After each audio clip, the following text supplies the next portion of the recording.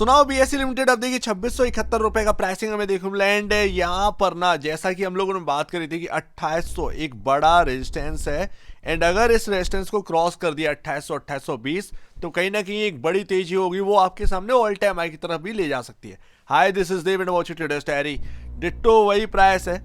And 2800 ये एक बार नहीं है, एक्चुअल बेसिस पर अगर आप देखें तो ये जो एक ब्रेक यहाँ पर ना मिला है, ब्रेकआउट नहीं हुआ।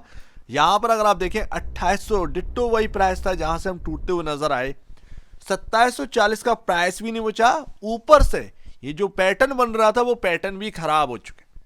क्या बीएसई के अंदर कोई बड़ी गिरावट आने वाली है? मैं ऑलरेडी आपसे कह चुका हूं। अगर आप इस बात को समझ रहे हैं तो यहां पर ध्यान दीजिए, बीएसई एक रेंज में ही ट्रेड कर रहा है। थोड़ा सा ध्यान दो तो आपको समझ में आएगा। नीचे में क्या है, 2550 से 2600 एक सपोर्ट मिलता है। ऊपर रेजिस्टेंस कहाँ है, 2800 आता है, हायर साइड जाता है, फिर टूट जाता है। 2760 से वो रेजिस्टेंस स्टार्ट हो जाता है, 2800 तक आते आते यहां पर टूटने लगता है स्टॉक। तो वही यहां पर हो रहा है, रेंज में चल रहा है ये स्टॉक, रेंज में चल रहा है। उसकी कई सारी वजह हो सकती हैं, बिल्कुल हो सकती हैं, बट एक्चुअल बेसिस पर अगर आप देखेंगे तो ये जो पैटर्न था, ये जो बन रहा था, ये काफी इंपॉर्टेंट पैटर्न था।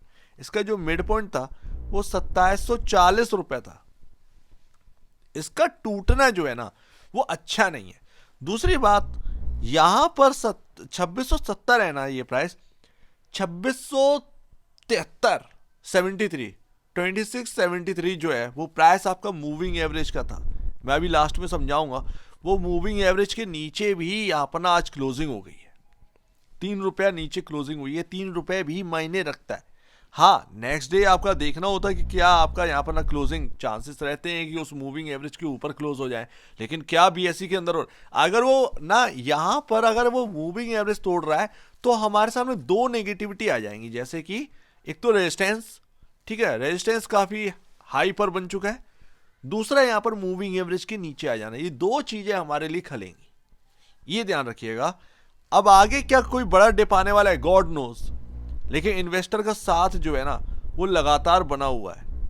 मैं ऑलरेडी आपसे कह रहा हूं कि मार्केट के अंदर जो संकट है ना वो Q3 के नंबर से ही आप भाप पाएंगे।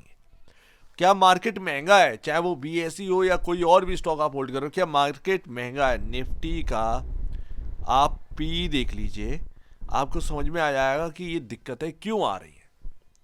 होता क्या है, पैसा चेज करता है मार्केट को। हमने जब पिछली बार देखा तो गिरावट भी हमने उसी तरीके की देखी थी, क्योंकि अगर पैसा चेज करता है, सिर्फ मार्केट को पैसा चेज कर रहा है, फंडामेंटल कुछ है नहीं मार्केट का, मार्केट महंगा पर महंगा हो रहा है, तो जाहिर सी बात है वो पैसा एक वक्त पर निकलेगा भी। तो जब निकलेगा तो जाहिर सी बात है वो मार्केट गिरेगा। जस्ट लाइक स्टॉक्स में सेम ऐसे ही होता है। पैसे से अगर चेज करेंगे और फंडामेंटल आपका कुछ काम नहीं कर रहा है, सो दैट वो पैसा जब निकलेगा ना बाहर तो आप समझ नहीं पाएंगे कि हो क्या रहा है। फिर सब लोग बस यही कहेंगे कि महंगा महंगा महंगा महंगा। तो अभी बीएसई हो या कुछ भी हो, कोई भी स्टॉक हो, ये Q3 मैटर करता है। जो नहीं समझता है इस बात को, वो कोई बात नहीं है। आप चेस करिए, मनी को चेस करिए, कोई बात नहीं है, लेकिन फंडामेंटल को भी ध्यान रखिए ताकि आपको ये समझ में आए कि हाँ मेरे को बुक कहाँ करना है। क्या ये कहानी बीएसई की है? नहीं, मैं बीएसई के लिए बिल्कुल कतई नहीं बोल रहा हूँ। बीएसई नंबर 1 स्टॉक है इस मार्केट का, आप इसको इग्नोर नहीं कर सकते। एंड अगर कोई बड़ा डिप आता भी है तो वो बाइंग और डिप होगा और लिस्ट में सबसे पहला नाम बीएसई का ही होगा, ये ध्यान रखिएगा। बीएसई महंगा नहीं है, कुछ वक्त के लिए कुछ स्टॉक रुक जरूर जाते हैं, लेकिन बीएसई महंगा नहीं है, ठीक है ना। ऐसा नहीं है कि आपका स्टॉक चलते ही रहेगा, चलते रहे यार भाई कब तक चलाते रहोगे, ये बात भी तो है। अब वही चीज़ ना, मैं डेली आपसे बात करता हूँ तो मैं आपको ये जरूर दिखाता हूँ। आप बोर हो गए होंगे, मैं बताते बताते भी बोर हो गया कि price to book value 17.02 daily basis पर बदलती है। प्राइस टू बुक वैल्यू में कंफर्ट नहीं है, इसीलिए ये स्टॉक हायर साइड जाने से कतरा भी रहा है। वैसे आज देखेंगे तो कैपिटल मार्केट के अंदर, कैपिटल मार्केट स्टॉक्स जो है वो काफ़ी ज़्यादा प्रॉफिट बुकिंग हुई। जैसे एंजल वन हुआ एंड बीएसई, इन दोनों का नाम लगभग साथ में ही आता है।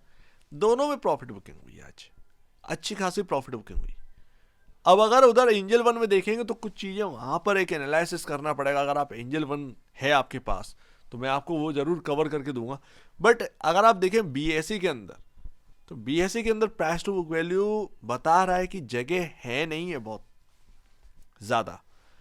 तो ये बात है, Q3 में समय नहीं रह गया है, ये माफ़ कीजिएगा, Q3 में समय नहीं रह गया। Q3 जनवरी, आप ध्यान रखिए 10 जनवरी से स्टार्ट हो जाएगा बड़ी कंपनियों के नंबर, उससे पता चल जाएगा कि Q3 का आगाज हुआ कैसे, एंड वैसे ही मार्केट बिहेव करेगा। चाहे आपका BSE का स्टॉक हो, चाहे कुछ भी हो, तैयार रहिएगा इस बात के लिए, मार्केट में कुछ भी हो सकता है, तो ये ध्यान रखना है। बाकी मूविंग एवरेज जो है, ये आपकी लाइन ये जो आ रही ग्रीन कलर की, पैटर्न ब्रेक हो गया, पहला नेगेटिव पॉइंट, दूसरा रेजिस्टेंस बन चुके हैं ऊपर, दूसरा नेगेटिव पॉइंट। अब वो मूविंग एवरेज ये है, इसके नीचे थोड़ी सी क्लोजिंग हुई है। क्या वो कल के दिन यानी कि 25 दिसंबर की कल छुट्टी है, 26 दिसंबर को क्या एक रिकवरी यहां से आएगी? आ सकती है, बट उसके चांसेस काफी कम है, क्या वो टिक पाएगी? पता चला 2700 माफ कीजिए 2670 है, 2690 2700 गया, लेकिन क्या वो टिक पाएगा? ये सबसे बड़ी बात हो जाती है ना। तो अगर वो नहीं टिक पाएगा तो सीधी सी बात है, हम इसके नीचे अगर क्लोज होते हैं तो वो हमारे लिए एक नेगेटिव पॉइंट है। नीचे में सिर्फ और सिर्फ एक ही रेंज बचती है बॉस, जो कि हमको देखने को मिलती है 2600 और 2550 रुपए की रेंज। अगर हम इसके नीचे जाते हैं देन हमारे लिए ह्यूज नेगेटिव होगा, लेकिन अगर हम मूविंग एवरेज के नीचे क्लोज हुए तो थोड़ा सा नेगेटिविटी यहाँ पर ना स्टार्ट हो जाएगी, ये ध्यान रखिएगा।